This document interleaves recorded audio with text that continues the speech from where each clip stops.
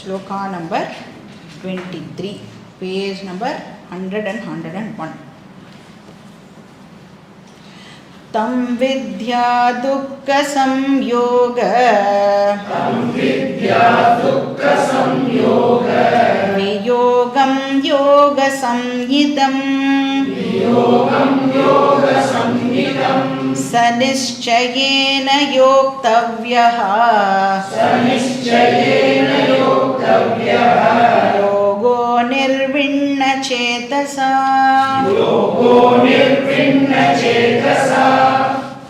So ஏழாவது definition வந்து ஒரு டெக்னிக்கல் டெஃபினிஷன் அப்படின்னு சொல்லலாம். அதாவது நாம் வந்து தப்பாக அண்டர்ஸ்டாண்ட் பண்ணின்ற கூடாது அப்படிங்கிறதுக்காக கிருஷ்ணர் வந்து இங்கே எக்ஸ்ட்ராவாக ஒரு ஸ்லோகத்தை போட்டு கரெக்ட் அண்டர்ஸ்டாண்டிங்காக இங்கே சொல்கிறார். இப்போ மூணாவது டெஃபினிஷன் ஒன்று பார்த்தோம்ல. மூணாவது டெஃபினிஷன் என்னது? ஆத்யந்திக சுகம் அப்படின்னு பார்த்தோம். இப்போ வந்து ஒரு பர்சன் இந்த ஆத்யந்திக சுகம் அப்படிங்கிறதை தப்பாக நினச்சிக்கிறதுக்கு நிறையா சான்சஸ் இருக்குது. அதாவது இந்த நாலேஜும் அதை மறுபடியும் கொண்டு வந்து ப்ராக்டிஸ் பண்ணுற சமாதி ஸ்டேட்டும் ஒருத்தருக்கு ஹையஸ்ட் ஹாப்பினஸை இந்த லைஃப்பில் கொடுக்கும் இப்படின்னு ஆத்யந்திக சுகம் அப்படின்னு நாம் நினச்சிட்டோம்னா என்ன பிரச்சனை வரும்? இந்த ஹையஸ்ட் ஹாப்பினஸ் அப்படிங்கிறது இந்த தியானத்தினால நமக்கு கிடைக்கிறது அப்படின்னு தப்பாக நினச்சிக்கிறதுக்கு நிறையா சான்சஸ் இருக்குது. நான் தியானம் பண்ணினேன், அதுவும் நான் எவ்வளோ லாங் டியூரேஷனுக்கு தியானம் பண்ணுறேனோ அவ்வளோக்கு அவ்வளோ எனக்கு அந்த ஹாப்பினஸ் ஆனது கிடைக்கும் அப்படின்னு ராங்காக நாம் வந்து அண்டர்ஸ்டாண்ட் பண்ணின்ற கூடாது. இப்போ மெடிடேஷன் போது ஹாப்பினஸ் வந்தது அப்படின்னு சொன்னால் என்ன ஆகும்? மெடிடேஷன் முடிஞ்சதுக்கப்புறம் ஹாப்பினஸ் நம்மளை விட்டு போயிடும். ஏன்னா ஜாதஸ்ய ஹித்ருவோ மிருத்யுஹு, எது ஒன்று பிறக்கிறதோ அது கண்டிப்பாக போயிடும். அப்போ அது எந்த ஹாப்பினஸ்ஸாக இருந்தாலும், சென்ஸ் ப்ளஷரோ இல்லை மெடிடேஷன் மூலமாக கிடைக்கிற ஹாப்பினஸோ எதுவாக இருந்தாலும் அந்த ஈவெண்ட் முடிஞ்சிடுது அப்படின்னு சொன்னால் ஹாப்பினஸும் வந்து போயிடும் இல்லையா? இப்போ இந்த சமாதி ஆனந்தா அப்படின்னு சொல்கிறோமே, அது மெடிடேஷனால் கிடச்சிது அப்படின்னா மெடிடேஷன் முடிஞ்சதுக்கப்புறம் சமாதி ஆனந்தா நம்மளை விட்டு போயிடும். அதனால் வேதாந்தம் என்ன சொல்கிறது? இந்த மிஸ்டிக் ப்ளஷர்ஸ் எல்லாம் கிடைக்கும்னு ஏங்காதுன்னு சொல்கிறது. ஏன்? மிஸ்டிக் ப்ளஷர் வந்ததுன்னா எப்படி வந்ததோ அப்படியே அது போயிடும். அதனால நிர்விகல்பக சமாதி அப்படிங்கிறது வந்து அப்படியே ரொம்ப ஆனந்தமாக இருந்தது அப்படின்னு சொன்னேன்னா என்ன ஆகும்? சமாதி ஸ்டேட் முடிஞ்சதுக்கப்புறம் இந்த ஆனந்தம் பதிலாக என்ன ஆகிடும்? ஆனந்தம் போய் துக்கம் வந்துடும் இந்த பர்சனுக்கு. அப்போ இந்த இடத்துல ஆத்யந்திக சுகம் அப்படின்னா இன்ஃபினிட் ஆனந்தம் அப்படிங்கிறதை கிருஷ்ணர் இங்கே சொல்கிறார். அப்படின்னா என்ன அர்த்தம்? இன்ஃபினிட் ஆனந்தம் அப்படின்னா என்ன அர்த்தம்? அந்த ஆனந்தம் வரதே இல்லை அப்படின்னா என்ன அர்த்தம்? வரதே இல்லைன்னா என்ன அர்த்தம்? அது எப்பவுமே இருந்துட்டு இருக்கக்கூடியது. வரதே இல்லை, நெவர் அரைவ்ஸ் அப்படின்னா எது ஒன்று அரைவாரதோ அது டிபார்ட் ஆகிடும். இப்போ எது ஒன்று ஆல்ரெடி இருக்கோ, எது ஒன்று ஆல் த டைம் இருந்துட்டே இருக்கோ அது வந்து ஆனந்த ஸ்வரூபம். இதுதான் இன்ஃபினிட் ஆனந்தம். அப்போ இன்ஃபினிட் ஆனந்தம் அப்படின்னு சொல்லும் பொழுது அது வந்து ஒரு பர்டிகுலர் பிளேஸில் ஒரு பர்டிகுலர் டைமில் மட்டும் அவைலபிளாக இருக்கக்கூடாது. இன்ஃபினிட் அப்படின்னு சொல்லிட்டாலே என்ன அர்த்தம்? What is the definition of infinite? that which is here and now, அதுக்கு பேர் இன்ஃபினிட். இங்கே இப்போ அது அவைலபிளாக இருக்கணும், அப்படி இருந்தால் தான் அதுக்கு பேர் இன்ஃபினிட். இங்கே இப்போ இல்லை அப்படின்னா அது ஃபைனைட். ஏன்னா இந்த டைமுக்கு முன்னாடி அது முடிஞ்சு போயிருக்கு, இந்த டைம் முடிஞ்சு போனதுக்கப்புறம் திருப்பி ஆரம்பிக்கும். இப்போ இங்கே இப்போது எது ஒன்று அவைலபிளாக இருக்கோ, இங்கே இப்போனா என்ன அர்த்தம்? எப்போவுமே இங்கே இப்போன்னு சொன்னால் அது இருக்கும். அப்படின்னா ஆல் த டைம், எல்லா இடத்துலையும் எல்லா நேரத்துலையும் எது ஒன்று அவைலபிளாக இருக்கோ அதுக்கு பேர் இன்ஃபினிட். அப்போ எப்படி அந்த இன்ஃபினிட் ஆனந்தம் நமக்கு கிடைக்கும்? கிடைக்கும்ன்ற கேள்வி ஃபர்ஸ்ட் கரெக்டா? இன்ஃபினிட் ஆனந்தம் இங்க இப்போ அப்படின்னு சொல்லிட்டு, அந்த ஆனந்தம் எனக்கு எப்போ கிடைக்கும் அப்படின்னு கேட்டா கொஸ்டினே தப்பு இல்லை. ஏன்னா நமக்கு தெரியும் எது ஒன்று கிடைக்கிறதோ அது நம்மளை விட்டு போயிடும். அதனால வேதாந்தத்தில் இன்ஃபினிட் ஆனந்த பிராப்தி அப்படின்னு சொன்னால் நாம் ஆக்சுவலாக என்ன பண்ணுறோம் அப்படின்னா, அந்த இன்ஃபினிட் ஆனந்த ஸ்வரூபங்கிறது நமக்கு தெரியாமல் இருக்குது. அதை அந்த ஆனந்த ஸ்வரூபத்தை நம்மளுடைய துக்கம் இருக்குல்ல, அதை என்ன பண்ணுறது இப்போ கவர் பண்ணிட்டு இருக்கு. அந்த துக்க கவரை நாம் ரிமூவ் பண்ணிட்டோம் அப்படின்னு சொன்னால் என்னுடைய உண்மையான நேச்சரை நான் டிஸ்கவர் பண்ணுறேன். அப்போது இன்ஃபினிட் ஆனந்தத்தை அடையிறது அப்படின்னு சொன்னால் ஏதோ ஒரு புது விஷயத்தை அடையிறது இல்லை, ஆல்ரெடி இருக்கிற விஷயத்தை நான் இப்போ டிஸ்கவர் பண்ணுறேன். அது மேலே இருக்கிற கவரெல்லாம் ரிமூவ் பண்ணிட்டா டிஸ்கவர்னா என்ன அர்த்தம்? டிஸ்பிளேசிங் தி கவர். நாம் நம்மளுடைய உண்மையான ஸ்வரூபத்தை தெரிஞ்சுக்கிறோம். இப்போ உடம்பு சரியில்லை அப்படின்னு சொல்லிட்டு டாக்டர்கிட்ட போகிறோம். டாக்டர் என்ன பண்ணுவார்? நம்மளுக்கு ஏதோ ஒரு மருந்தெல்லாம் கொடுத்து ஏதோ சம் ட்ரீட்மெண்ட் டாக்டர் பண்ணுவார். இப்போ அந்த டாக்டர் நமக்கு கொடுத்த ட்ரீட்மெண்ட்னால டாக்டர் எனக்கு ஹெல்த்தை கொடுத்துருக்கார் அப்படின்னு நம்மளால சொல்ல முடியுமா? டாக்டர் என்ன பண்ணுறார்? டாக்டர் ட்ரீட் பண்ணுறார். ஆக்சுவலாக டாக்டர் நம்மளுக்கு ஹெல்த்தெல்லாம் கொடுக்கல. என்ன பண்ணுறார்? டாக்டரால் ஹெல்த்தை கொடுக்கவும் முடியாது. ஹெல்த் அப்படிங்கிறது நேச்சுரலாக என்கிட்ட இருக்கிற ஒரு விஷயம். பட் ஏதோ ஒன்று உடம்புக்கு வந்ததே, டிசீஸ் அப்படின்னா என்ன அர்த்தம்? டிஸ்ஈஸ். ஐ ஆம் நாட் அட் ஈஸ். ஏதோ பிரச்சனை, அதனால தான் அது டிஸ்ஈஸ் அப்படின்னே சொல்கிறோம். அப்போ அந்த டிசீஸை என்ன பண்ணுறார் டாக்டர்? அந்த டிசீஸும் என்னது? டெம்பரரி. ஆக்சுவலி நேச்சுரலாக என்கிட்ட இருக்கக்கூடியது ஹெல்த்து. பட் டெம்பரரியாக எனக்கு டிஸ்ஈஸ் அப்படின்னு ஒன்று வருது. அது என்னது? எனக்கு நேச்சுரல் ஆகுது அப்படின்னா எனக்கு நேச்சுரல் கிடையாது, அது அன்நேச்சுரல். அப்போ நான் என்ன பண்ணுறேன்? டாக்டர்கிட்ட போகிறேன். டாக்டர் என்ன பண்ணுறார்? அந்த டிசீஸை ரிமூவ் பண்ணுறது மூலமாக ஆல்ரெடி இருக்கிற ஹெல்த்தை ரீஸ்டோர் பண்ணுறோம். அவ்வளோதான். புதுசாக ஹெல்த்தெல்லாம் நம்ம அடையலை. டிசீஸை ரிமூவ் பண்ணுற என்னுடைய நேச்சுரல் ஹெல்த் இப்போ என்கிட்ட திருப்பியும் அது வருது. எது அந்த நேச்சுரல் ஹெல்த்தை வெளிவரத்துக்கு தடையாக இருந்ததோ அந்த ஆப்ஸ்டக்கிள் ரிமூவ் ஆனதுக்கப்புறம் என்னுடைய நேச்சுரல் ஹெல்த் இப்போது ரீஸ்டோர் ஆகிறது. அது மாதிரி இங்கே என்ன நடக்குது அப்படின்னா, என்னுடைய ஒரிஜினல் நேச்சர் ஆனந்த ஸ்வரூபம். அந்த ஆனந்த ஸ்வரூபங்கிறத தெரிய விடாமல் ஏதோ ஆப்ஸ்டக்கிள்லாம் தடுத்துது. அந்த ஆப்ஸ்டக்கிள் எல்லாம் ரிமூவ் ஆனதுக்கப்புறம் நான் என்னுடைய ஓன் ஸ்வரூபத்தையே இப்போ டிஸ்கவர் பண்ணுறேன் ஆர் கிளைம் பண்ணுறேன். ஸோ இந்த நேச்சுரலாக இருக்கக்கூடிய ஹெல்த்தை சான்ஸ்கிரிட்டில் ஸ்வஸ்தஹா அப்படின்னு சொல்லுவாங்க. ஸ்வஸ்தஹான நேச்சுரல் ஹெல்த். அது மாதிரி நம்மளுடைய நேச்சரே என்னது அப்படின்னா ஆனந்த ஸ்வரூபம். இப்போ ஆனந்தத்தை என்ஜாய் பண்ணுறோம். ஆத்தியந்திக சுகம் நான் என்ஜாய் பண்ணுறேன் அப்படின்னு சொன்னால் புதுசாக ஏதோ ஆனந்தத்தை நாம் அடையலை. நம்மளுடைய நேச்சுரல் ஸ்டேட்டில் நாம் இருக்கோன்னு அர்த்தம். நான் ஹெல்த்தியாக இருக்கேன் அப்படின்னா என்ன அர்த்தம்?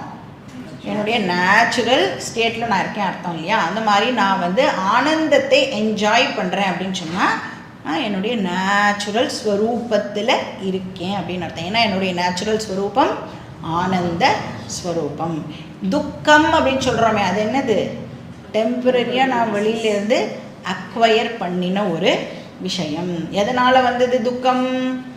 என்னுடைய ராங் திங்கிங்னால, ராங் அண்டர்ஸ்டாண்டிங்னால எனக்கு இப்போ துக்கம் அப்படிங்கிற ஒரு விஷயம் ஏற்படுறது. நம்மளே எதுக்கு துக்கம் ஏற்படும் நமக்கு? யாரோ என்ன ஏதோ சொல்லிட்டா, அவள் சொல்லியிருக்கவே மாட்டா, ஆனால் நாம் வந்து சொல்லிட்டா அப்படின்னு நினைக்கிறதுனால நமக்கு துக்கமானது ஏற்படுது. என்னை ஒருத்தர் ஒழுங்காகவே கவனிச்சுக்கல, எனக்கு மதிப்பே கொடுக்கல, இதெல்லாம் அந்த அதர் பர்சன் பாவம் தெரியவே தெரியாது. இப்படிலாம் கூட என்னை பற்றி அவள் நினைக்கிறான்றது கூட தெரியவே தெரியாது. ஆனால் நாம் என்ன நினச்சிட்டு இருப்போம், அவள் அப்படி பண்ணிட்டா இப்படி பண்ணிட்டான்னு ராங் ஐடியா, மிஸ்கன்செப்ஷனால் யாருக்கு துக்கம்? ஆப்போசிட் பர்சன் பாவம் ஒன்றுமே தெரியாததுனால அவள் ஜாலியாக இருந்துகிட்டே இருப்பாள். யார் தப்பாக நினைக்கிறாளோ அவளுக்கு தான் இந்த துக்கம் எல்லாம் ஏற்படுறது. அப்போ வேதாந்தம் மூலமாக என்ன பண்ணுறோம்? இந்த துக்கங்கிற டிசீஸை நாம் இப்போது ரிமூவ் பண்ணுறோம். என்ன மருந்து? ஆத்ம வித்யா. துக்கம் ரிமூவ் பண்ணணும்னா தியானம் பண்ணக்கூடாது, துக்கம் ரிமூவ் பண்ணணும்னா ஆத்ம வித்யா. ஸோ ஆத்ம ஞானம் அப்படிங்கிற அந்த மருந்தை எவ்வளோ டோஸ் கொடுக்கணும்? ஒரே டோஸ், ஆளே க்ளோஸு. எவ்வளோ டோஸ் கொடுக்கணும்? சனிக்கிழமை சாயங்காலம் இந்த டைமுக்கு மட்டும் ஒரு டோஸ் எடுத்துட்டா போயிடுமா துக்கம்? ஏன்னா நடுவில் இவ்வளோ பெரிய கேப் விடுறதுனால ஆத்ம ஞானத்துக்கு மேலே திருப்பியும் நிறைய துக்கம் உட்காந்துக்கிறது. அதனால் ஆல் த டைம் நாம் இந்த விஷயத்தை பற்றி சிந்திச்சுட்டு இருக்கணும். எவ்வளோக்கு எவ்வளோ முடியுமோ அவ்வளோக்கு அவ்வளோ இந்த விஷயத்துலையே இருக்கிறதுக்கு நாம் முயற்சி பண்ணோம் அப்படின்னு சொன்னால் அவ்வளோ குயிக்காக நம்மக்கிட்ட இருக்கிற துக்கம் எல்லாம் நம்மளை விட்டு போயிடும். அப்போ you don't get Ananda, but you own அப் ஆனந்தா. அதனால் இங்கே என்ன சொல்கிறார் கிருஷ்ணர்? துக்க சம்யோக வியோகம். அப்போ சமாதி அப்படிங்கிறது அந்த நிர்விகல்பக சமாதியோட டெஃபினிஷன் தான் சொல்லிட்டு இருக்கார் இல்லையா? சமாதி அப்படிங்கிறது நம்மளுடைய நேச்சுரல் பூர்ணத்துவம் அப்படின்னு சொல்கிறார். அப்போ அன்நேச்சுரல் சாரோவால் என்ன டிஸ்டர்ப் பண்ண விடாமல் நான் என்னுடைய நேச்சுரல் ஸ்டேட்லேயே இருக்கிறதுக்கு பேர் நிர்விகல்பக சமாதி. எந்த துக்கத்தை நீங்கள் அனலைஸ் பண்ணினாலும் அது எப்படி இருக்கும் அப்படின்னா அன்நேச்சுரலாக தான் இருக்கும். அது என்னுடைய ஸ்வரூபம் ஆக்சுவலி இல்லை. ஒன்று அந்த துக்கம் பாடி சம்மந்தப்பட்டதாக இருக்கும். ஏன்னா பாடியில் ஏதாவது ஒரு பிரச்சனை நமக்கு இருக்கும், இங்கே வலி அங்கே வலி, அதனால் பாடி சம்மந்தப்பட்டதாக இருக்கும். இல்லைன்னா மோஸ்ட்டாக பார்த்தீங்கன்னா மைண்டு சம்மந்தப்பட்டதாக இருக்கும், இல்லைன்னா வேர்ல்டு சம்மந்தப்பட்டதாக இருக்கும். இது எதுவும் நான் கிடையாது. அப்போ அது எதுவும் நேச்சுரல் இல்லை. துக்கம் அப்படின்னு சொல்லிட்டாலே அது அன்நேச்சுரல். இப்போ இந்த துக்கம் இருக்குல்ல, அது வெளி விஷயத்தை சேர்ந்தது, என்னை சேர்ந்தது இல்லை. இப்போ உங்களுடைய பாடினால் உங்களுக்கு துக்கம் ஏற்படுறது அப்படின்னு சொன்னால் இப்போ என்ன பண்ணிடணும்? அந்த துக்கம் என்னோடது இல்லை. இப்போ எங்கேயோ வலிக்கிறது அப்படின்னா பாடியை சேர்ந்ததுன்னா அந்த துக்கத்தை என்ன பண்ணிடணும்? பாடிக்கிட்டே திருப்பி கொடுத்துடணும். மைண்டுனால துக்கம் அப்படின்னா துக்கத்தை என்ன பண்ணிடணும்? மைண்டுக்கிட்டே கொடுத்துடணும். வேர்ல்டுனால துக்கம், யாரோ உங்களை டென்ஷன் படுத்துகிறான்னு என்ன பண்ணணும்? இப்போது அவாக்கிட்டே அந்த டென்ஷனை திருப்பி கொடுத்துடணும். ஏன்னா என்னுடைய ஸ்வரூபம் அது இல்லை. என்னுடைய ஸ்வரூபம் என்னது? சித் ஆனந்த ஸ்வரூபம், சிதானந்த ரூப சிவோகம் சிவோகம். இப்போ துக்க சம்யோக வியோகம் அப்படின்னா என்ன அர்த்தம்? துக்க சம்யோக வியோகம் அப்படி பிரித்து படிக்கணும். அதை disassociation from association with sorrow. இப்போ நம்ம எதோட அசோசியேட் பண்ணிட்டு இருக்கோம்? துக்கத்தோட அசோசியேட் பண்ணிட்டு இருக்கோம். என்ன பண்ணணும்? இப்போது துக்கத்தோட அசோசியேட் பண்ணிட்டு இருக்கிறத டிஸ்அசோசியேட் பண்ணுறது தான் துக்க சம்யோக வியோகம். துக்கத்தோடு இருக்கிற தொடர்பிலேருந்து இப்போ நாம் விலகி இருக்கிறது தான் துக்க சம்யோக வியோகம்.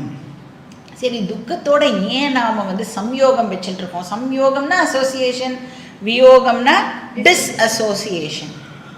துக்கத்தோட ஏன் நமக்கு தொடர்பு ஏற்பட்டது? எதனால ஏற்பட்டது துக்கத்தோட சம்பந்தம்? துக்கத்தோட ஏன் சம்பந்தம் ஏற்பட்டது? அஞ்ஞானம்னால, இக்னோரன்ஸ்னால. அதனால இப்போ ராங் அசோசியேஷன் வச்சுட்டு கஷ்டப்பட்டு இருக்கும். ஆத்ம ஞானம் இல்லாததுனால ஆர் ஆத்ம அஜானம் இருக்கிறதுனால துக்கத்தோட நமக்கு அசோசியேஷன் ஏற்பட்டிருக்கு. ஸோ இப்போ ஆனந்தத்தோட புதுசாக ஏதாவது இப்போ அசோசியேஷன் நம்ம ஏற்படுத்திக்கணுமானா ஏற்படுத்திக்க வேண்டாம். நீ ஆல்ரெடி ஒரு ராங் அண்டர்ஸ்டாண்டிங்னால துக்கத்தோட அசோசியேஷன் ஏற்படுத்தி வச்சுட்டு இருக்க. அந்த அசோசியேஷனை நீ நீக்கிட்ட அப்படின்னு சொன்னால் நேச்சுரலாக நீ உன்னுடைய ஸ்வரூபத்திலேயே இருப்ப. ஆனந்தத்தோட டீல்லாம் புதுசாக நம்ம போட்டுக்க வேண்டிய அவசியம் இல்லை. ஏன்னா அந்த ஆனந்தம் தான் என்னுடைய ஓன் நேச்சர், என்னுடைய ஸ்வரூபம். அப்போ 7th டெஃபினிஷன் துக்க சம்யோக வியோகா.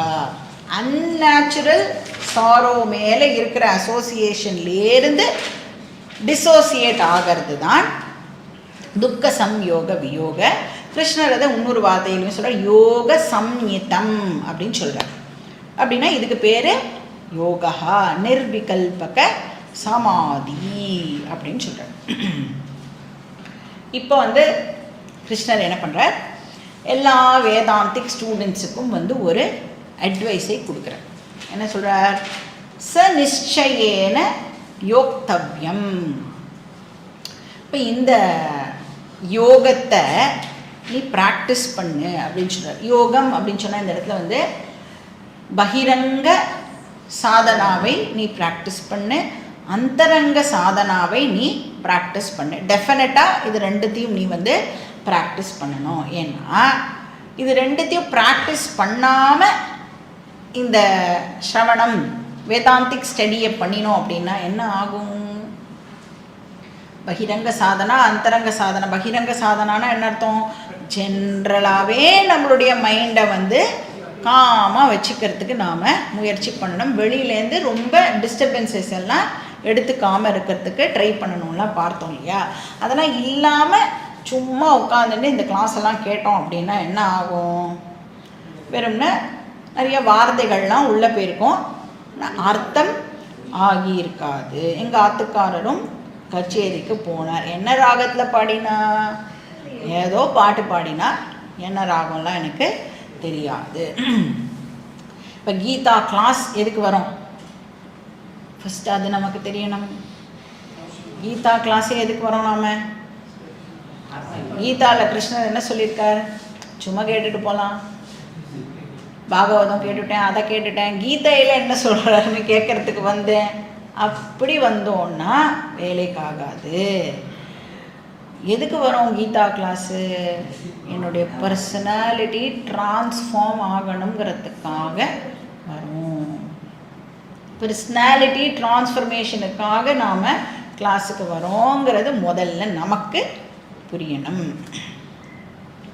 அப்போ என்ன மாற்றிக்கவோ இல்லை என்னுடைய பெர்செப்ஷனே மாற்றிக்கவோ நான் தயாராக இல்லை அப்படின்னு சொன்னால் எதுக்கு கீதா படிக்கணும்? எதுக்கு உபனிஷத்துலாம் படிக்கணும்? என்னெல்லாமோ படிச்சிருக்கோம். ஆனால் இப்போ நம்ம ரொம்ப நாளாக கிளாஸுக்கெலாம் வரோம்ல, நிறைய டெக்ஸ்ட் எல்லாம் படிச்சிருக்கோம். கீதாலேயே இப்போ 6வது சாப்டர் வந்துட்டோம். குட்டி குட்டியாக டெக்ஸ்ட் எல்லாம் படிச்சிருக்கோம்.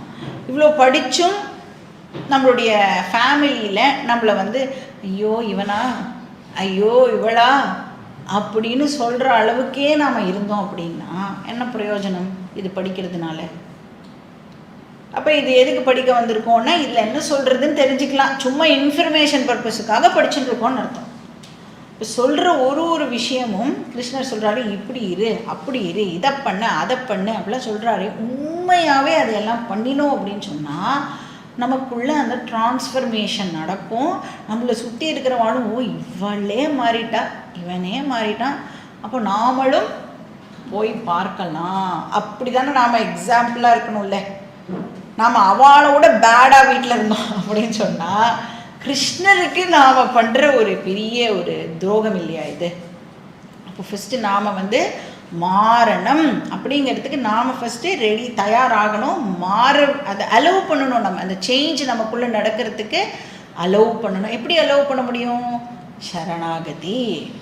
அப்படியே வேதத்துக்கிட்ட சரண்டர் ஆகிடணும், கிருஷ்ணர்கிட்ட அப்படியே சரண்டர் ஆகிடணும். நீ என்ன சொன்னாலும் நான் கேட்குறேன் அப்படின்னு இந்த சரணாகதி ஆட்டிடியூட் இருந்தது அப்படின்னா கிருஷ்ணர் will do wonders in your life. நீ சொல்லு கிருஷ்ணா, எனக்கு ஒத்து வந்ததுன்னா நான் அதை பண்ணுறேன் அப்படின்னு இருந்தால் கிருஷ்ணரும் என்ன சொல்லுவார், எல்லாம் சொல்லிகிட்டே தான் இருப்பார். ஆனால் எவ்வளோத்துக்கு உனக்கு கிரகிக்கிற சக்தி இருக்கும் அவ்வளோத்துக்கு தான் நமக்கு நன்மையானது நடக்கும். ஸோ ஓப்பன் மைண்டோடு இருக்கணும். என்ன சொன்னாலும் நான் கேட்குறதுக்கு தயாராக இருக்கேன், எனக்கு என்னுடைய பர்சனாலிட்டி டிரான்ஸ்ஃபார்ம் ஆகணும் அப்படிங்கிற ஆட்டிடியூடோடு படித்தோம் அப்படின்னு சொன்னால் நமக்கே தெரியாமல் நிறைய விஷயங்கள் நமக்குள்ளே மாறி இருக்கும். அதனால் என்ன சொல்கிறார்? யோக்தவ்யம் அப்படின்னு சொல்கிறார். பாவம் நீயும் ட்ரை தான் பண்ணுற என்ன, ஆனால் எப்படி ட்ரை பண்ண சொல்கிறார்? யோக்தவ்யம்னா விடாமுயற்சியோடு ட்ரை பண்ணு அப்படின்னு சொல்கிறார். பெர்சிவரன்ஸ்ன்னு சொல்லுவோம்ல, அது இருக்கட்டும். ஏன்னா ஏன் விடாமுயற்சி இருக்கணும் அப்படின்னா நீ என்ன எதிர்பார்த்து வந்திருக்க? உன் பர்சனாலிட்டி டிரான்ஸ்ஃபார்ம் ஆகணும்னு வந்திருக்கியே. அதெல்லாம் இம்மீடியட்டாக நடக்கக்கூடிய விஷயம் இல்லை. கொஞ்சம் டைம் அதுக்கு நாம் கொடுக்கணும். அவளுடைய பர்சனாலிட்டிக்கு ஏற்ற மாதிரி சில பேருக்கு கொஞ்சம் இம்மீடியட்டாக நடக்கும், சில பேருக்கு ஃபியூ இயர்ஸ் ஆகும், சில பேருக்கு ஃபியூ ஜன்மாஸ் கூட எடுத்துக்கிறதுக்கு சான்சஸ் இருக்குது. ஏன்னா ஃபஸ்ட்டு ஏன் இது நடக்கிறதுக்கு டிலே ஆகிறது அப்படின்னா நாம் இந்த வேதாந்தா கிளாஸை வீக்லி ஒன்ஸ் இல்லைன்னா டெய்லி ஒரு கிளாஸ் கேட்குறேன் அப்படின்னு சில பேர் சொல்லுவாள், இல்லை டெய்லி 2 கிளாஸ் கேட்குறேன் அப்படின்னு சில பேர் சொல்லுவாள். நிறைய கமிட்மெண்ட்ஸுக்கு நடுவில் இதை ஒரு சைடாக அந்த ஹாபின்னு சொல்லுவோம்ல, ஃப்ரீ டைமில் அந்த ரெஸ்யூமேலெல்லாம் போட்டுப்போமே, ஃப்ரீயாக இருந்தால் நான் கார்டனிங் பண்ணுவேன், ஃப்ரீயாக இருந்தால் நான் பாட்டு கேட்பேன். அந்த மாதிரி ஃப்ரீயாக இருந்தால் சும்மா ஏதாவது ஒரு கிளாஸ் ஞாபகம் வந்தால் நான் கிளாஸு போட்டு கேட்பேன். அப்படி இருந்ததுன்னா டெஃபினட்டாக ரொம்ப டைம் எடுக்கும். இப்போ எதையாவது உன் வாழ்க்கையில் தியாகம் பண்ணு அப்படின்னு சொன்னால் நம்ம எல்லாம் ஃபஸ்ட்டு எதை தியாகம் பண்ணுவோம்? வேதாந்தா கிளாஸை தியாகம் பண்ணிடும். ஏன்னா வேல்யூ தெரியாது, இம்பார்ட்டன்ஸ் சுத்தமாக நமக்கு தெரியாது. ஏன்னா பாக்கி எல்லாம் நமக்கு ஏதோ ஒரு கண்ணுக்கு தெரிகிற ஒரு பலனை நமக்கு முன்னாடி காட்டுறது. பட் இந்த வேதாந்தா படிப்பு மட்டும் கண்ணுக்கு தெரிகிற மாதிரியான ஒரு பலனை கொடுக்காது. இப்போ ஸ்வீட்டு அப்படின்னா எப்படி கண்ணுக்கு தெரியுமா? ஸ்வீட்டு என்ன பண்ணணும்? ஸ்வீட்டுன்னா அவ்வாவா சாப்பிட்டுப்பேன். நான் எப்படி ஸ்வீட்டை எப்படி நான் இன்னொருத்தருக்கு டிஸ்கிரைப் பண்ண முடியும்? அப்படி நான் சொல்லணும்னா கூட ஏதாவது ஒரு ஸ்வீட்டான ஒரு டிஷ்ஷை கம்பேர் பண்ணி தானே என்னால் சொல்ல முடியும். அப்சல்யூட்டாக ஸ்வீட் அப்படிங்கிறத என்னால் இன்னொருத்தருக்கு புரிய வைக்க முடியுமா? அப்போ அந்த பர்சன் அதை எக்ஸ்பீரியன்ஸ் பண்ணினால் மட்டும்தான் அதனுடைய விஷயம் புரியும் இல்லையா? அப்போ அந்த வேதாந்தத்துடைய வேல்யூ எவ்வளோ சொன்னாலும் நமக்கு தெரிய மாட்டேங்கிறது. அது புரியணும் அப்படின்னு சொன்னால் என்ன பண்ணணும்னா சும்மா சிம்பிளி கண்ணை மூடி நீங்கள் என்ன சொல்கிறோமோ அதை கேட்டுட்டு அப்படின்னு சொன்னால் நேச்சுரலாக நம்மளுக்கு அது எல்லாமே புரிய ஆரம்பிக்கும். இப்போ இந்த கிளாஸுக்கு ஃபஸ்ட்டு ப்ரையாரிட்டி கொடுக்கறதுக்கு முயற்சி பண்ணணும். இப்போ கிளாஸில் ஏதாவது விஷயம் கேட்டால் தான் போய் உட்காந்து நம்ம தியானம் பண்ண முடியும் இல்லையா? இப்போ ஒரு 4 கிளாஸ் கேட்டுட்டு உடனே நான் நிதித்தியாசனம் பண்ணுறேன் அப்படின்னா நிதித்தியாசனம், அது பேர் நிதித்தியாசனம் கிடையாது இல்லையா? அப்போ எவ்வளோ கேட்கணும், நிறைய டெக்ஸ்ட் கேட்கணும், நிறைய விஷயங்கள் இருக்குது. ஓவர் பீரியட் ஆஃப் டைம் ஒரு 5-6 இயர்ஸ் இந்த விஷயங்களெல்லாம் கேட்டு அதுக்கப்புறம் நான் நிதித்தியாசனம் ப்ராக்டிஸ் பண்ணுறேன் அப்படின்னு சொன்னால் ஒரு அர்த்தம் இருக்குது. இப்போ தான் நான் 6வது சாப்டர் கேட்குறேன், டேரெக்டாக நான் வந்து வேதாந்திக் மெடிடேஷனுக்கு வந்துவிட்டேன். நான் அதனால் அகம் ஆத்மா அப்படின்னெல்லாம் வந்து மெடிடேட் பண்ணுறேன் அப்படின்னு சொன்னால் நம்மளே நாம் வந்து ஏமாற்றிக்கிறோம். ஆத்மாங்கிற வார்த்தையே ஃபஸ்ட்டு புரியாத போது ஆத்ம தியானம் எப்படி நம்மளால் வந்து பண்ண முடியும் இல்லையா? அப்போது அந்த ஸ்ரவணம், systematic study of scriptures for a length of டைம்னு ஒன்று இருக்குல்ல, நிஜமாகவே அது லெங்த் ஆஃப் டைமுக்கு நாம் பண்ணியிருக்கணும். அதனால் இங்கே என்ன சொல்கிறார், அனிர்விண்ண சேதசா, செல்ஃப் டிஃபிடென்ஸ் இல்லாமல்.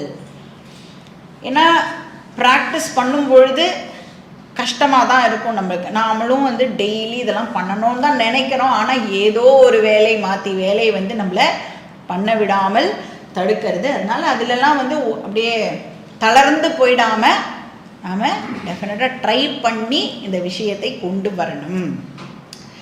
மெடிடேஷன் அப்படின்னு சொல்லும் பொழுது தான் என்ன ஆகும், இல்லாத டிஸ்டர்பன்சஸ் எல்லாம் நமக்கு அப்போ தான் வரும். அப்போ தான் கண்டுபிடிப்போம் நம்மளால் இந்த ஜன்மத்துக்கு மெடிடேஷன் பண்ண முடியாது போல இருக்கு. அப்படிலாம் நினச்சின்னு நிறுத்திடாத பாதியிலேயே ட்ரை பண்ணும். ஒரு நாள் இல்லை ஒரு நாள் உனக்கு வந்து டெஃபினட்டாக அது கை கூடும். ஸோ ஃப்ரஸ்ட்ரேஷனில் ஆகி நீ வந்து பாதியிலே எதையும் நிறுத்திடாத. அப்போ வந்து இந்த டீச்சிங்கை பற்றி யோசிக்கிறதுக்கு கொஞ்சம் டைம் டெய்லி நீ அலோகேட் பண்ணிக்கோ. எப்படி வந்து இப்போ பூஜை அப்படின்னா ஒரு டைம் கொடுக்குறோம் இல்லையா, ஒரு 5 minutes 10 minutes டைம் கொடுக்குறோம். அது மாதிரி நீ கிளாஸ் இருக்கோ இல்லையோ என்ன பண்ணணும், கிளாஸில் சொன்ன விஷயத்தை ஒரு 10 நிமிஷமாவது நாம் மறுபடியும் ரீவைண்ட் பண்ணி பார்க்குறதுக்கு முயற்சி பண்ணணும். இப்போ அது மேலே ஒரு வேல்யூ அப்போ தான் நமக்கு டெவலப் ஆகும். அது வந்து சக்ஸஸ்ஃபுல்லாக ஆகலைன்னா கூட பரவாயில்ல, ஆனாலும் நீ ட்ரை பண்ணுறத கைவிடாத அப்படின்னு சொல்கிறார். வர வரைக்கும் விடக்கூடாது. அபியாசம் வந்து வெரி வெரி இம்பார்ட்டண்ட். ஸோ நீ வந்து அந்த மாதிரி ஒரு ஆப்டிமிஸ்டிக் மைண்டோட இந்த விஷயத்தை நீ ப்ராக்டிஸ் பண்ணணும் அப்படின்னு சொன்னார்.